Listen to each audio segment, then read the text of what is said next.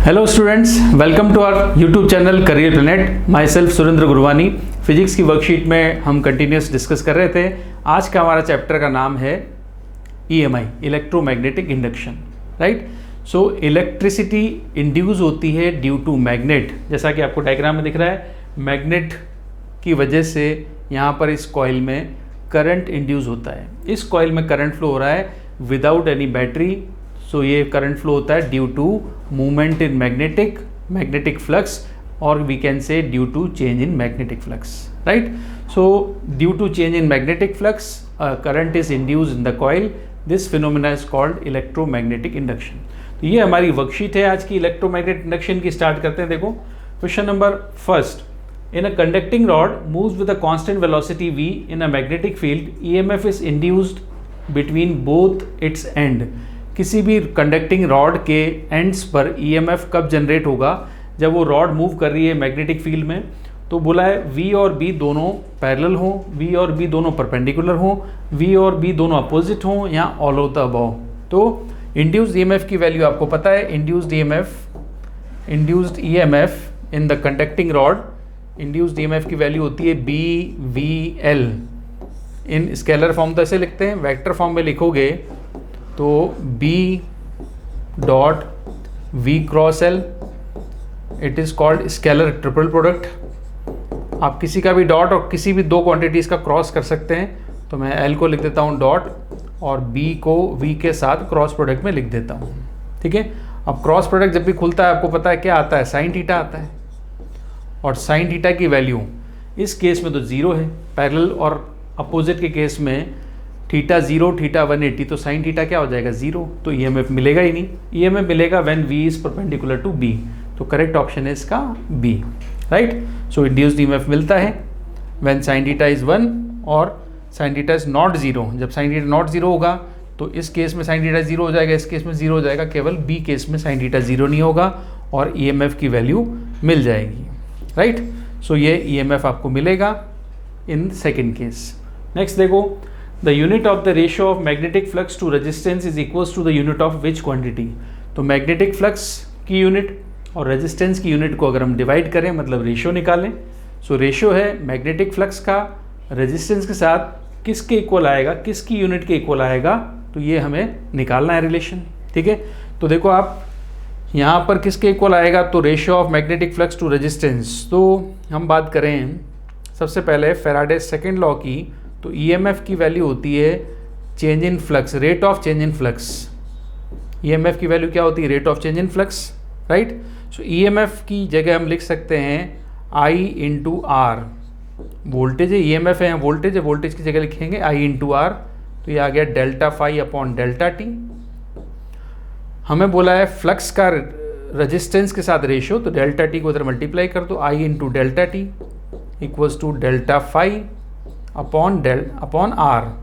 तो फ्लक्स का रेजिस्टेंस के साथ रेशियो किसके इक्वल आ रहा है? I डेल्टा टी के। और I डेल्टा टी की हम बात करें अगर, तो I की यूनिट क्या होती है? एम्पियर, और इनटू टाइम ये होती है सेकंड। तो एम्पियर सेकंड किसकी यूनिट है? चार्ज की। चार्ज की यूनिट होती है एम्पियर सेकंड। आपको पता है बिकॉज I इक्वल्स टू क्या होता है? I इक्वल्स टू होता है Q upon T। I equals to होता है Q upon T। Right. Q upon T होता है। सो Q इक्वल्स टू क्या होता है? I इंटू डेल्टा टी, मतलब एम्पियर सेकेंड, और एम्पियर सेकेंड को ही हम आगे कूलम कहते हैं। राइट। सो ये था question number 2। Now next question देखो, induced EMF of electromagnetic induction depends upon. Electromagnetic induction का जो फिनोमेना है, इसका जो EMF इंड्यूस होगा ये किस पे डिपेंड करता है? पहला रेजिस्टेंस ऑफ कंडक्टर, दूसरा the value of magnetic field, third आएगा the direction of conductor with respect to magnetic field, और फोर्थ आएगा rate of change of flux linked.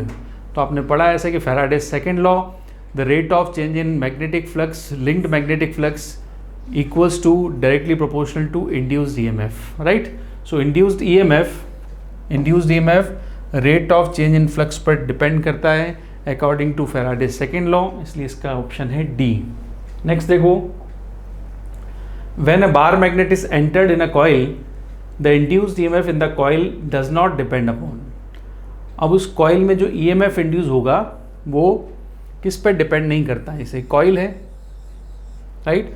तो एक बार मैग्नेट है, बार मैग्नेट, इसको कॉइल के अंदर एंटर कराएंगे, कॉइल के अंदर से चलाओगे आप, अंदर एंटर कराएंगे तो इसमें क्या होगा, इंड्यूस्ड ईएमएफ, इसमें ईएमएफ इंड्यूस होगा इस कॉइल में, ठीक है।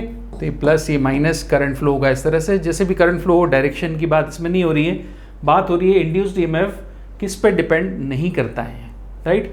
तो इंड्यूस्ड ईएमएफ की वैल्यू, वैसे आपको पता है इंड्यूस्ड ईएमएफ की वैल्यू क्या होती है, minus delta phi upon delta t. Complete relation जो होता है इंड्यूस्ड ईएमएफ का वो ये रिलेशन होता है, माइनस साइन लगाया जाता है क्योंकि ये अपोज करने की प्रॉपर्टी रखता है, इंड्यूस्ड ईएमएफ हमेशा अपोज करता है लेंज लॉ के अकॉर्डिंग, इसलिए आएगा minus delta phi upon delta T, right. So induced EMF flux में चेंज पे डिपेंड करता है, टाइम के इन्वर्स रिलेशन है। अब देखो डज नॉट डिपेंड अपॉन, तो पहला स्पीड ऑफ मैग्नेट, अब मैग्नेट जितनी स्पीडली आएगा फ्लक्स में चेंज जो आएगा वो कम टाइम में आएगा, स्पीड बढ़ा के हम टाइम कम कर लेंगे, तो टाइम अगर कम करेंगे तो ईएमएफ बढ़ेगा, ठीक है। Next number of turns in coil, तो नंबर ऑफ टर्न्स अगर बढ़ाएंगे तो फ्लक्स में चेंज डेल्टा फाई ये बढ़ जाएगा, तो ईएमएफ फिर से बढ़ जाएगा, ठीक है। मैग्नेटिक मोमेंट ऑफ मैग्नेट, तो मैग्नेटिक मोमेंट जो होगा मैग्नेट का, मैग्नेटिक मोमेंट कैपिटल एम, अगर इसको बढ़ाएंगे मैग्नेटिक मोमेंट को तो मैग्नेट का जो फील्ड है, मैग्नेटिक फील्ड जो होगा मैग्नेट का वो बढ़ेगा, वो बढ़ेगा मतलब फ्लक्स बढ़ेगा, और फ्लक्स बढ़ेगा तो इंड्यूस्ड ईएमएफ भी बढ़ेगा, राइट। नेक्स्ट आ रहा है resistance of the wire in coil. अब ये जो कॉइल है इसका रेजिस्टेंस आर है, तो ये आर ईएमएफ जनरेट करने के, ईएमएफ जनरेशन जो होगा, इंडक्शन जो होगा वो आर पे डिपेंड नहीं करता, ईएमएफ डिपेंड करेगा change in flux, rate of change in flux पर, ठीक है। अब कॉइल का रेजिस्टेंस कम है या ज़्यादा है, हालांकि रेजिस्टेंस पे कौन सी चीज़ डिपेंड करेगी, इसमें फ्लो होने वाला करंट, तो करंट की बात नहीं कर रहा है, केवल ये बार मैग्नेट पे ईएमएफ इंड्यूस जो होगा कॉइल में उसकी बात कर रहा है। तो ये resistance of the wire in coil इस पर डिपेंड नहीं करता, इस पर करंट, इंड्यूस करंट जरूर डिपेंड करेगा बट ईएमएफ नहीं करता, ठीक है। नेक्स्ट देखो, an induced current is produced due to change in EMF because of varying magnetic field, it is called. अब ये सिंपल सी बात जो मैंने स्टार्ट में समझाई आपको कि व्हाट इज इलेक्ट्रोमैग्नेटिक इंडक्शन, उसी की बात को लिखा गया है। When an induced current is produced due to change in EMF because of varying magnetic field, magnetic field vary करेगा तो इंड्यूस करंट होगा, तो इसको बोलते हैं electromagnetic induction, electromagnetic induction, it is, this phenomena is called electromagnetic induction, right। next देखो, dash is an electrical furnace in which heat is applied by induction for heating of metal। तो ऐसा कौन सा फर्नेस है, इसको बोलते हैं induction furnace, induction furnace. Induction furnace होता है जिसमें इंडक्शन की वजह से हीट प्रोड्यूस होती है, इंडक्शन फर्नेस है। नेक्स्ट देखो, produce due to change in electric field, क्या होगा इलेक्ट्रिक फील्ड में चेंज होने से कौन सी क्वांटिटी प्रोड्यूस होती है, it is called displacement current. Displacement current is produced, displacement current होता है आईडी, ये प्रोड्यूस होता है due to change in electric field. तो इलेक्ट्रिक फील्ड में चेंज की वजह से क्या होगा, डिस्प्लेसमेंट करंट इंड्यूस होगा, राइट। नेक्स्ट देखो, what is the number of magnetic field lines passing through a surface. Number of magnetic field lines, number of magnetic field lines को हम क्या बोलते हैं, number of magnetic field lines को हम बोलते हैं मैग्नेटिक फ्लक्स। मैग्नेटिक फ्लक्स का मतलब ही होता है number of magnetic field lines, ठीक है। और फिल इन द ब्लैंक्स का लास्ट क्वेश्चन है इसका, what is the amount of magnetic flux in an area taken perpendicular to the direction of magnetic flux. तो मैग्नेटिक फ्लक्स की direction में per area को हम क्या बोलते हैं, इसको बोलते हैं मैग्नेटिक फ्लक्स डेंसिटी, डेंसिटी बोलते हैं। Perpendicular magnetic flux in an area taken perpendicular to the direction of magnetic flux, ठीक है। बट ये बोला है magnetic flux in an area, तो उसको बोलते हैं magnetic flux density, means magnetic flux per unit area, magnetic flux per unit area को बोलते हैं मैग्नेटिक फ्लक्स डेंसिटी। ठीक है, तो ये वैल्यू थी, ये था इसका फिल इन द ब्लैंक्स का लास्ट क्वेश्चन। तो ये थी वर्कशीट नंबर 1 EMI की। मिलते हैं नेक्स्ट वर्कशीट में, नेक्स्ट वीडियो में। Till then good bye.